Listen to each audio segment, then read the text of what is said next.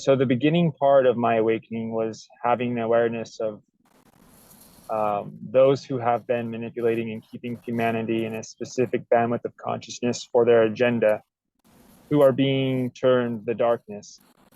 So I understand that awareness is key before moving through and alchemizing something. However, it feels like, with that attachment that the light needs to beat the dark keeps us in like a paradigm of separation and having darkness to continue to experience. From your lens of perception, how can the collective best alchemize and move through such an awareness with grace and ease? Love this question. And man, is this a relevant one? I just had a drop in this morning. I was getting ready and I was in this place. I had a very curious, I'll just call it that, dream state last night that really brought forth some deep, inner work and exploration. And so I went into my practices this morning and was really kind of diving deeper and deeper and deeper into the layers of what all wanted to reveal itself. And one of the things that came through is very parallel to what you brought forth in your question, which is, it's very simple, right? It's like the definition of law of attraction. It's how can we possibly dissolve and up level and move into a different frequency if we are participating in any threads of the very frequency it is that we wish to dissolve, right? So in other words, how would it be possible for us to dissolve, the darkness, so to speak, right? To dissolve participation in lower bandwidths of consciousness, right? Which could also be another way in which we often refer to, darkness or lower vibrational frequencies. If we're participating in it from an intention that is within the same energetic bandwidth. So in other words, if we're using warring frequencies in our attempts to dissolve something, it will never fully be dissolved because we're creating more of it. If we're not creating more of it in our own personal participation of it, we're creating more of it within the collective bandwidth and within the unified, or what would be what we're wishing and attempting and hoping to restore and resurrect into its fullest expression of the unified field, right? We're preventing, if you will, the greatest expression of that unity returned if we are choosing in any way to participate in the warring frequency. And it gets tricky, right? Because the intention can be, but I really am just wanting to dissolve, any darkness within, or to dissolve and to transmute different agendas or collectives that are harming humanity. And so the intention is pure, right? The intention is to restore and bring back the sovereignty and freedom and joy and love and for all. Yet if we're doing it through words, actions, feelings, and beliefs that are created in the frequencies of warring, we're creating more of the same. So what came in this morning, and it's so simple, yet so profound, is we need not war with the darkness to create more light. We simply need to shine our light within and open ourselves up and create more and more and more and more and more and more light within. And as we create more and more and more light within, as we dissolve through our tools of inner alchemy, right?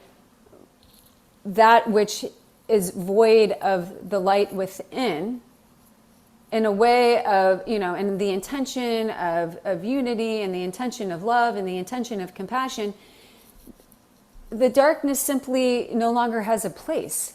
It dissolves. It no longer is held in the vibrational bandwidth.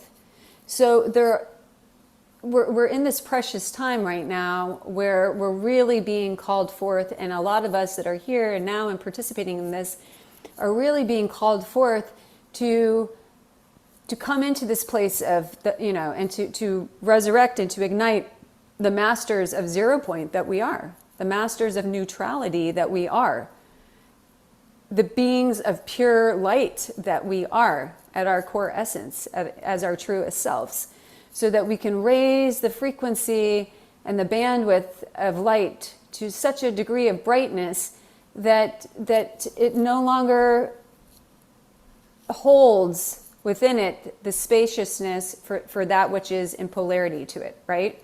So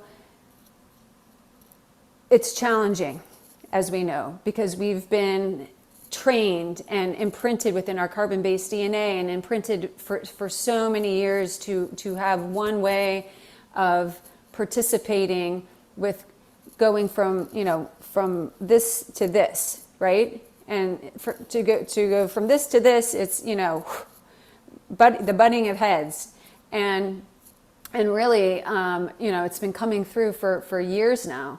And it really can be quite triggering for a lot of people, because there is so much emotional imprint of trauma and of anger and of frustration and all these things, right, that have taken place through our different traumas, through our different things that have happened both in this lifetime and previous lifetimes, right? It's like, so that's where, when we call in the light, and we use our different techniques and tools of breath and so forth, we can assist ourselves in the healing, in the dissolve of that. We can come out of warring within ourselves, right? We can bring in more light. We can bring that into greater illumination within, which brings it into greater illumination without.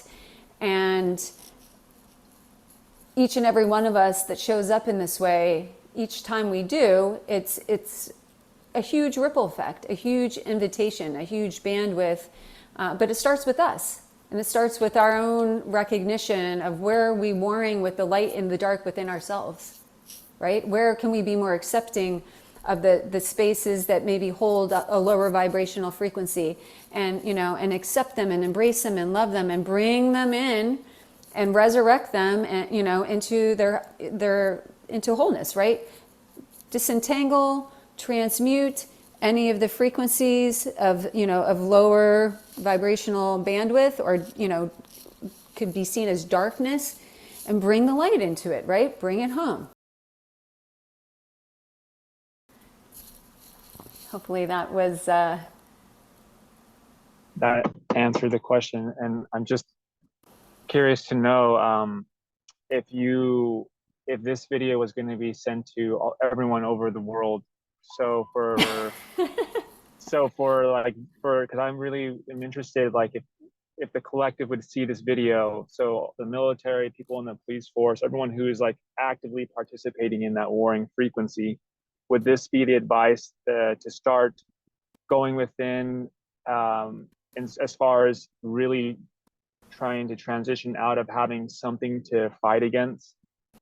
Yes, and and I think as we know, the more and more of us that have chosen the path of that maybe doesn't bring us into participation as a police officer or someone on the front line, right?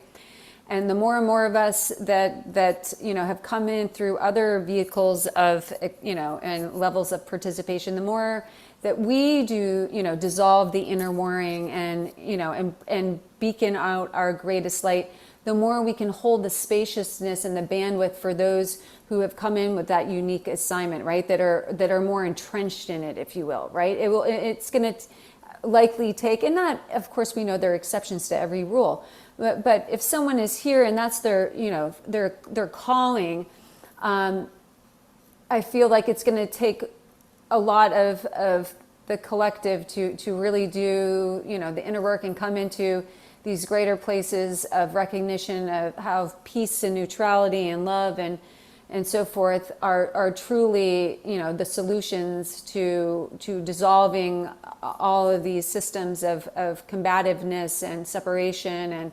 and hierarchy and so forth, right?